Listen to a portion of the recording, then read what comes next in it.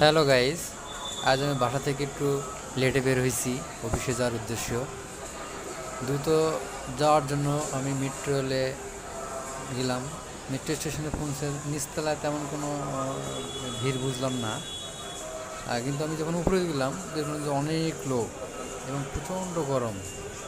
বললো ট্রেন দেরি হবে, তা ট্রেনের জন্য বেশ আধা ঘন্টা ওয়েট করলাম। করার পর একটা ট্রেন আসলো। আমরা সবাই তাড়াহুড়ো করে ট্রেনে ঢুকলাম।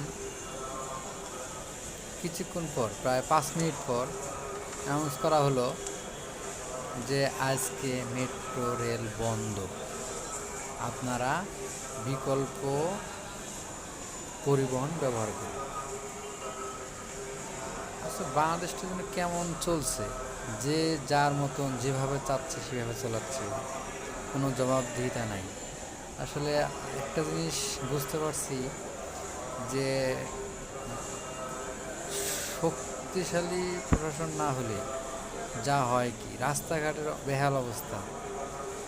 একজন এক বাস আর এক বাস কাটকা দিচ্ছে, ঘন্টার পর ঘন্টা জ্যাম, রাস্তায় বেঁচে আছে।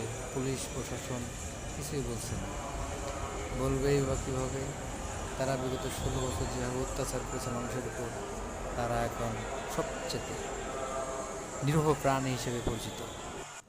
কিছু বলতেও পারছেন না। আসলে এইভাবে দেশ চলতে পারে না, এর একটা সুরাহা হওয়া দরকার। কী কারণে মেট্রো রেলটা বন্ধ হয়ে গেল সেটাও এখন পর্যন্ত জানতে পারলাম না। এটা খুবই বেদনাদায়ক। এভাবে কীভাবে চলে? মানুষের সময়ের কোনো দাম নাই, যেভাবে চাচ্ছে সেভাবেই চলছে, জবাবদিহিতা নেই। আর কতদিন?